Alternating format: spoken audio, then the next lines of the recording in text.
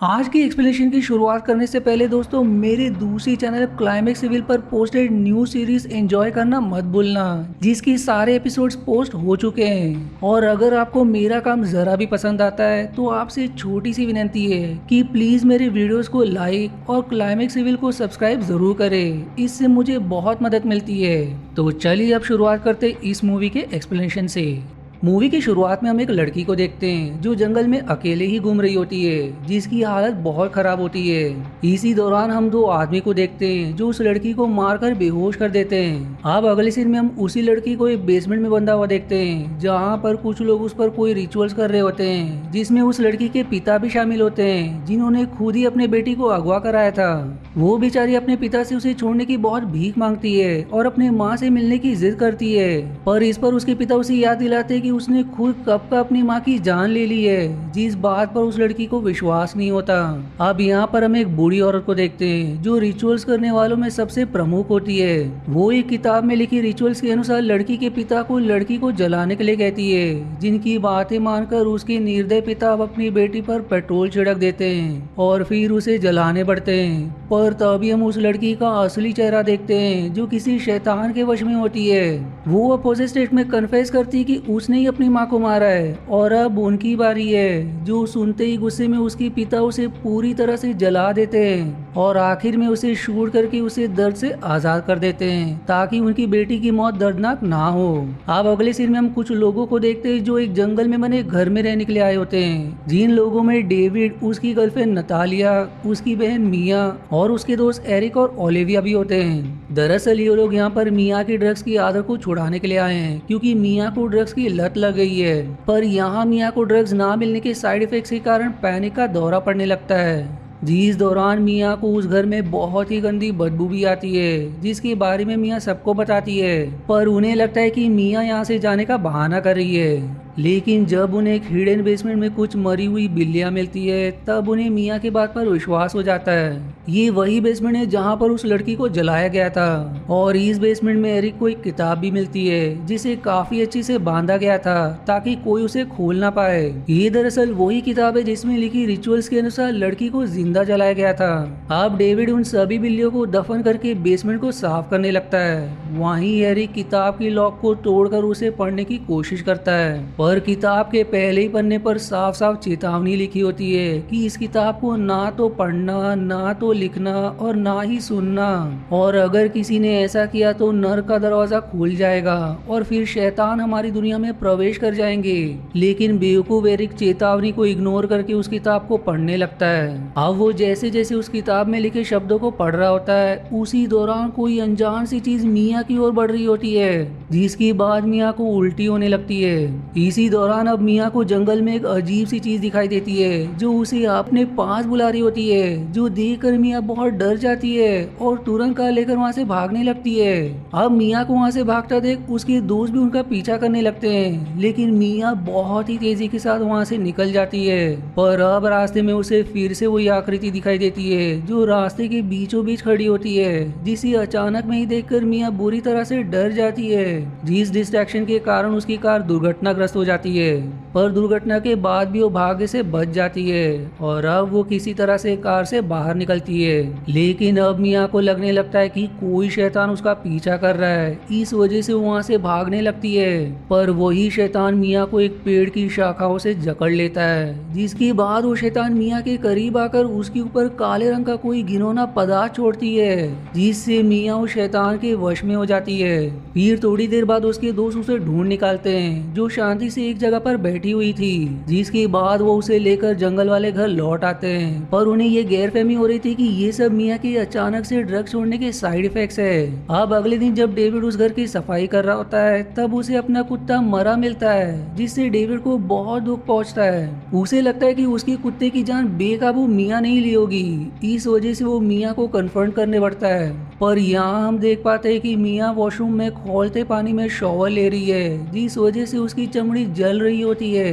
जिस पर डेविड की नजर पड़ते ही वो तुरंत बाथरूम के दरवाजे को तोड़कर मिया की जान बचाता है। पर तब तक उसकी हालत बहुत खराब हो चुकी थी, इसलिए डेविड उसे लेकर हॉस्पिटल जाने का मन बनाता है। लेकिन बारिश के कारण शहर की ओर जाने का एकमात्र रास्ता पानी में डूब चुका था, इसलिए उसे वापस लौटना पड़ता है। अब यहाँ पर हम एरिक को देखते हैं जिसके पास अब भी वो शैतानी किताब होती है, जिस किताब में साफ लिखा होता है कि पोजेस इंसान पहले जंगल में फंसेगा, जिसके बाद वो अपने ऊपर गर्म पानी डालेगा, जो मियाँ ने भी बिल्कुल वैसा ही किया। जिन सबसे एरिक को यकीन हो जाता है कि मियाँ किसी शैतान के वश में है, लेकिन डेविड को उसकी बात पर यकीन नहीं होता। आप दोनों डिबेट कर ही रहे होते कि तभी वहाँ पर मियाँ अचानक में आकर बिना किसी चेतावनी के डेविड पर गोली चला देती है, लेकिन भाग्य से डेविड बच जाता है। जिसके बाद मियाँ एक शैतानी आवाज में उन लोगों को चेतावनी देती है कि तुम में से कोई भी आज जिंदा नहीं बचेगा, सब लोग आज की रात मारे जाएंगे। जो इतना कहते ही वहीं बेहोश हो जाती है। अब मियाँ को बेहोश देखकर ओलिविया उससे गन लेने के लिए बढ़ती है, लेकिन तब तक मियाँ होश में आ जाती है और फिर वो ओलिविया के ऊपर खून की उल्टी कर देती है, जो देख ओलिविया किसी तरह से मियाँ को बेसमेंट के अंदर धकेल देती है और फिर जल्दी से डेविड बेसमेंट के दरवाजे को लॉक कर देता है। अब ओलिविया को ये सब बहुत ही अजीब लगता है। वो अब डेविड को बताते कि उसने मियाँ को जितने भी बेहोशी का इंजेक्शन दिया था उतने में उसका होश में आना नामुमकिन है, जिस पर फिर डेविड उसे फिर से एक और इंजेक्शन तैयार करने के लिए कहता है। पर अब जब वो इंजेक्शन लेने के लिए वॉशरूम में जाती है तब वॉशरूम के मिरर में उसे अपने चेहरे की जगह पर एक शैतान का चेहरा दिखाई देता है, जो देख कर ओलिविया बुरी तरह से डर जाती है। इतना कम नहीं था कि थोड़ी देर बाद वो भी उस शैतान के वश में आ जाती है और फिर वो एक औजार से अपने चेहरे को नोचने लगती है। फिर थोड़ी देर बाद जब एरिक ओलिविया को ढूंढते हुए वॉशरूम में जाता है तब वो ओलिविया को इस हाल में देखकर दंग रह जाता है, पर तभी ओलिविया की नजर एरिक पर पड़ते ही वो उस पर हमला कर देती है।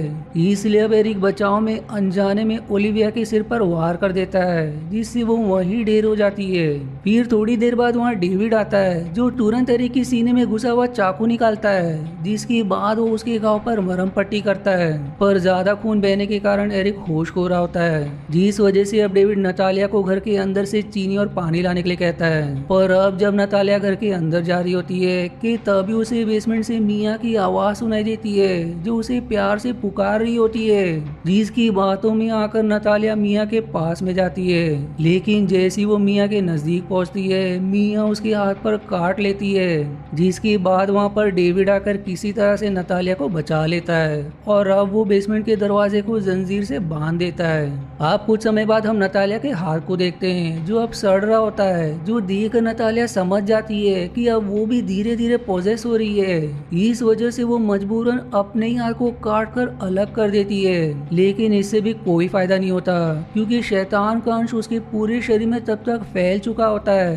अब शैतान के वश में होने की वजह से नतालिया भी डेविड और एरिक की जान लेने के लिए बढ़ती है, इसलिए मजबूरन डेविड को उसकी जान लेनी पड़ती है। अब इसके बाद डेविड एरिक को कार में बिठा देता है और फिर वो पूरे घर को जलाने के लिए उसकी चारों तरफ पेट्रोल छिड़कने लगता है। पर उसी दौरान मियाँ एक गाना गाने लगती है, जो वही गाना है जिसे डेविड की माँ गाया करती है, जिसे सुनकर डेविड एकदम इमोशनल हो जाता है। इस वजह से अब वो अपनी बहन को बचाने का सोचने लगता है। वहीं उस शैतानी किताब के अनुसार अगर 5 लोगों की आत्माओं को शैतान अपने वश में कर लेती है तब आसमान से खून की बारिश होगी और फिर जमीन को चीरते हुए एक शैतान बाहर आएगा, जो पूरी दुनिया में तबाही मचा देगा। इस किताब में ये भी बताया गया होता है कि जो लोग शैतान के वश में हैं उन्हें जलाकर या जमीन में जिंदा दफन करके ही मारा जा सकता है। इस वजह से अब डेविड सोचता है कि वो अपनी बहन को पहले दफन कर देगा, जिससे शैतान उसके शरीर को छोड़ देगी, जिसके बाद वो इलेक्ट्रिक शॉक की मदद से अपनी बहन को फिर से जीवित कर देगा।